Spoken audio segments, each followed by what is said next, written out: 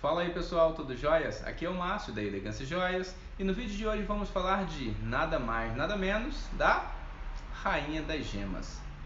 E aí, alguém já tem uma ideia do que seria a Rainha das Gemas? Uma dica, é um item indispensável no acervo de qualquer mulher, independente da faixa etária. Vamos lá, dou-lhe uma, dou-lhe duas, dou-lhe três. No vídeo de hoje vamos falar da pérola, que é um item indispensável no acervo de qualquer mulher. Como muitos sabem, a pérola é uma gema produzida, é a única gema que é produzida dentro de um organismo vivo, que é a ostra. E um outro detalhe, ela sai pronta para consumo, sem precisar passar por um processo de lapidação, diferente, né? Totalmente diferente de outras gemas. A pérola, há uns anos atrás, eu posso dizer há bastante tempo atrás, né? Joias que continham pérola eram consideradas joias mais caras do mundo, pela sua raridade. E hoje, mudou?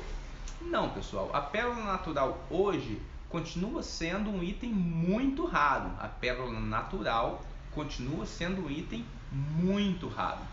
Chega a ser de uma em 1 milhão de ostras para você encontrar uma única pérola. Ou seja, é bem difícil, né?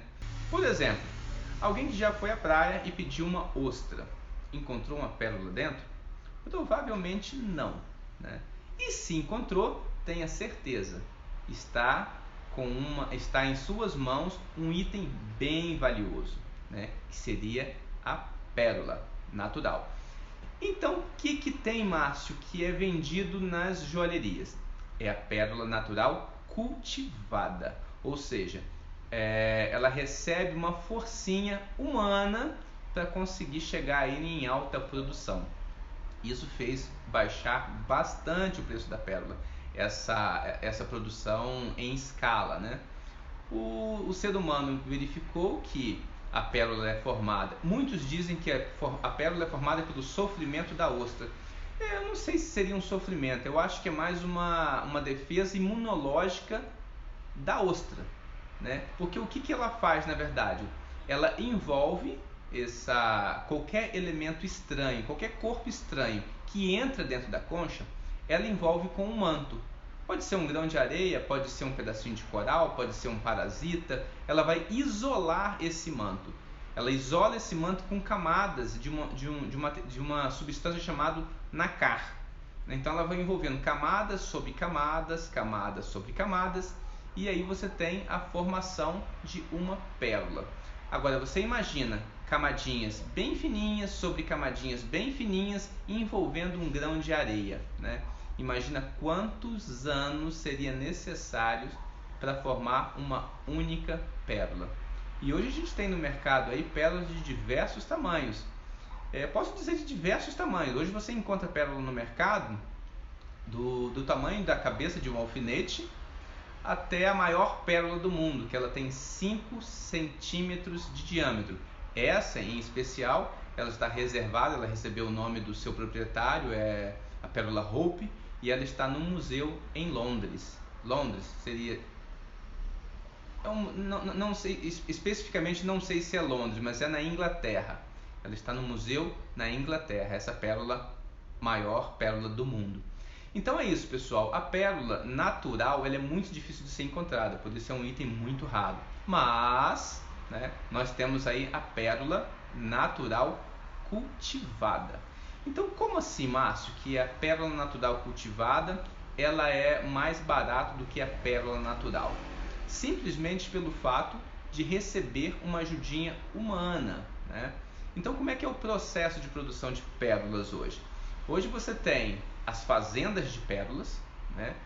Muita produção em escala, coisas grandiosas, que passa por um processo bem minucioso e bem cuidadoso, né? Para você não danificar ali a sua concha, ou seja, não danificar a ostra.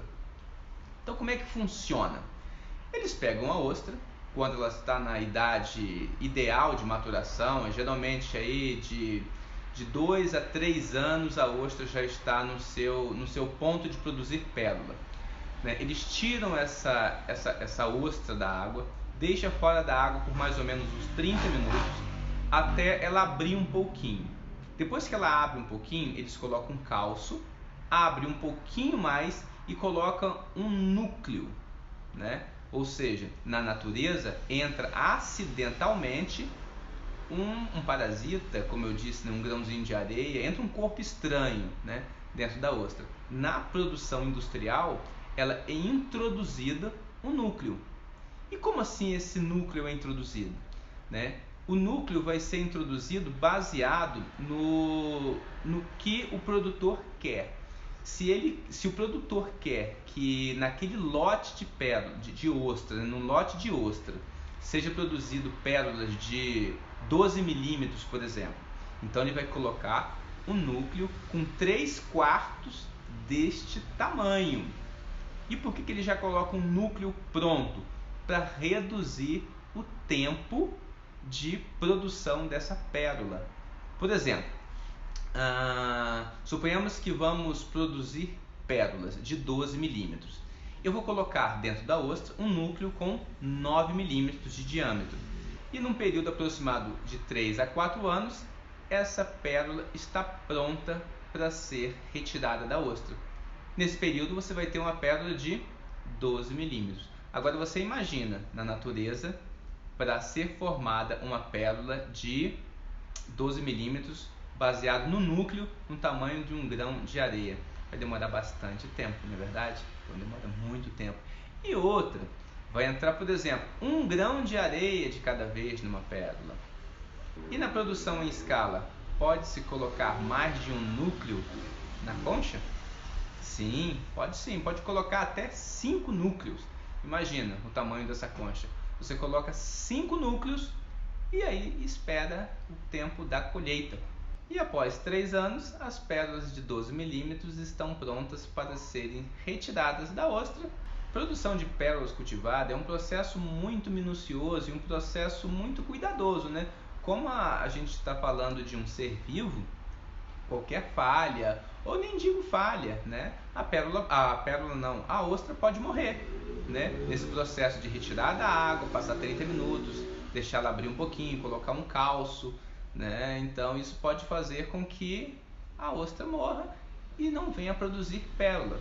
Por isso que isso é um dos fatores, né, que faz a pérola ainda ter um preço elevado. E o que dá valor na pérola? Então, pessoal, como eu disse, quanto maior o tempo que ela ficar submersa, recebendo as camadas de nácar, né, mais valiosa essa pérola fica. Por exemplo, a gente pode comparar, não sei se pode comparar, fazer uma comparação, mas assim, é bem parecido com o uísque, né? Quanto maior o tempo, mais caro. A pérola, a mesma coisa. Quanto maior o seu tempo de cultivo, mais caro ela fica.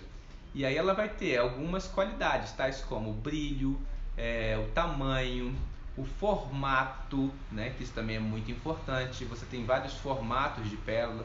Por exemplo, o produtor vai extrair um lote, vai colher um lote de pérolas vamos seguir o tamanho de 12 milímetros, mas quando ele abre a concha, ele percebe que tem uma em perfeito estado e outras não ficou bem formada, ou seja, ali ele só vai ter uma pérola de um valor melhor, né, de um valor mais alto. E as outras não vai ser descartadas?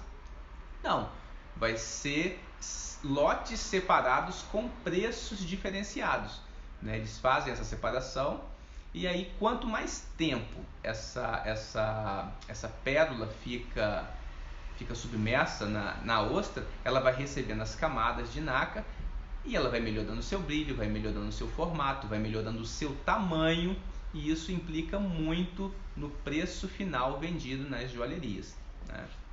E uma pergunta que as pessoas sempre fazem: Márcio, como que eu consigo descobrir que o meu colar de pérola que eu herdei da minha avó é pérola natural ou pérola natural cultivada? Pois é, pessoal, não tem como saber no olho, né? Você vai precisar procurar um especialista e ele vai ter que submeter essas pérolas num exame de raio-x para ele verificar as camadas que elas receberam, né? E baseado nisso, ele vai verificar nesse exame de raio-x o tamanho do núcleo. Se o tamanho do núcleo, se for um núcleo grande, geralmente esse núcleo aí foi colocado por um humano, né? Agora, se ela recebeu várias camadas e ele percebe que o núcleo é muito pequeno, algo em torno aí de um grão de areia, por exemplo, e aí a gente pode estar falando aí de uma pérola realmente natural, aquela que foi acidentalmente colocado um elemento estranho dentro da ostra. É aquela que eu falei, entre 1 e 1 milhão. É bem difícil você ter um colar de pérola natural ou um anel de pérola natural. Geralmente, eu, por exemplo, nunca vi uma pérola natural. Eu trabalho um pouco mais de 15 anos, como eu disse, e eu nunca vi uma pérola natural. Eu sempre vejo pérolas natural cultivada. É essa denominação que ela deve receber. Ela não deve receber uma denominação nas joalherias, no certificado de garantia, como pérola natural. Tem que vir acompanhado disso, pérola natural cultivada, né? E como é que eu faço para testar a minha pérola em casa?